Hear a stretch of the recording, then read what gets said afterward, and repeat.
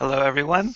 This is Rabbi Ari Sachs of Congregation Beth Mordechai coming to you today with a very special counting of the Omer for today of Lag Ba-Omer, the 33rd day of the Omer, a very special day in the counting. That this is a unique day because it is a day in which a number of the different traditions associated with the Omer, which are related to mourning traditions, such as having a beard, i.e. not shaving, are actually put aside for the day, so people are able to shave and get a haircut. Often this is the first day for a young child to get a haircut, and there are big barbecues and picnics done because in the midst of the counting of the Omer, that according to tradition, this was a day when the awful deaths of Rabbi Akiva's disciples who died during the entire course of the Omer back around the turn back in the time of the temple.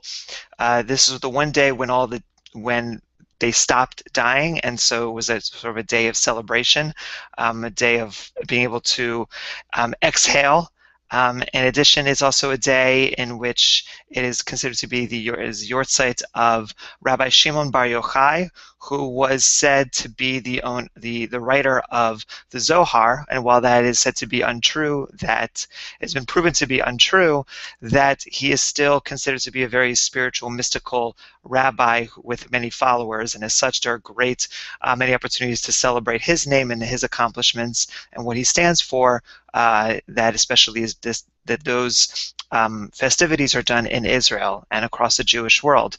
So it's a very unique day in the midst of the counting of the Omer, and as such I think it's appropriate that we spend some time thinking about what this day of the Omer in regards to its Kabbalistic cycle, Hod sheb'Hod, of splendor within splendor, is really talking about, in the sense that it speaks to the really beautiful element of all that is creation.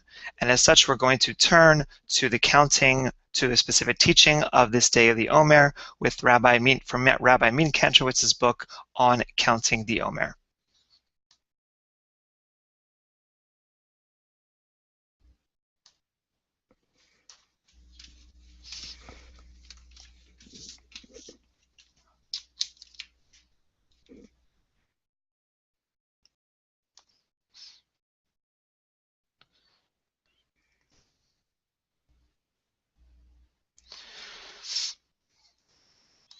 Hod sheb'Hod asks us to recognize the myriad splendors of the world around us, the splendor within the splendor.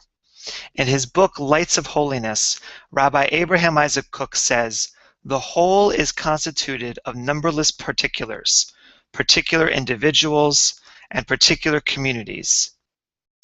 The whole cannot achieve its highest fulfillment except through the perfection of its particular individuals and the particular communities, whether large or small, of which it is constituted."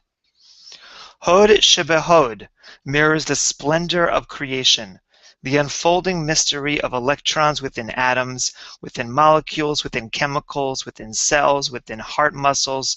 We wonder at the mystery of why planes fly and whether dogs have a sense of humor. We speculate about the nature of fire, the miracles of healing, and the challenges of love. Today is a day to think like a young child, asking questions about the nature of reality in delight and wonder. So on a day of Lag Ba-Omer, on this day of Lag Ba-Omer, a day in which we appreciate even more so the gifts of life and can take a moment to truly take in the beauty that is life. That if we see the Omer as a mourning period, that is a chance to kind of break free and be able to experience all of life's wonders in its beauty. So whether that's going to a wedding or to a festival or to some kind of celebration that would normally not take place on the Omer, that this day is an opportunity to really see all of the beautiful kind of splendor that is within the world.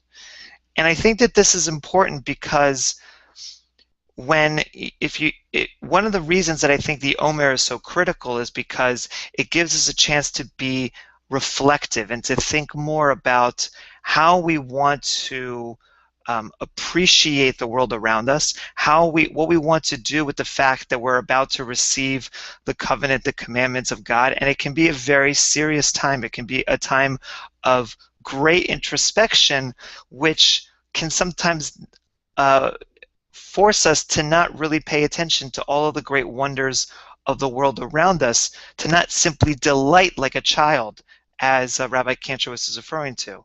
And so today is that opportunity to kind of break free, to kind of, whether it's to put the books down, whether it's to just not do so much of that introspective thinking that is so critical during this time, to simply just look at the incredible splendor that is in the world around us, just to be in life and just to appreciate all that is so wonderful. And so that as we continue now to the end of the Omer, as we go back into that period of introspection, we have this day to rejuvenate our senses, to be able to say that all that I'm doing on my own internal work is a reflection of all the beauty that I see out in this wonderful world around me. And with that, we'd like to actually count the Omer to officially perform the mitzvah. And so I'm going to now open up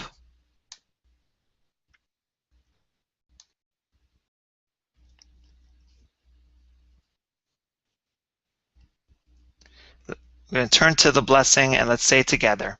Baruch atah Adonai Eloheinu melech haolam asher kitshanu b'mitzvotav v'tzivanu al sfirat haomer.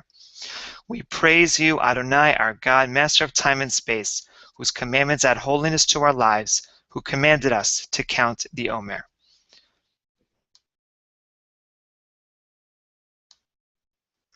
Hayom shlosha ushloshim yom shehem arba'a shavuot v'chamisha yamim la'omer. Today is day number 33, Lamed Gimel of the Omer. Today is Lag Ba-Omer. And with that, I want to thank you for joining us for today's counting. I'll be back with another day's counting tomorrow. Take care and all the best. Bye-bye.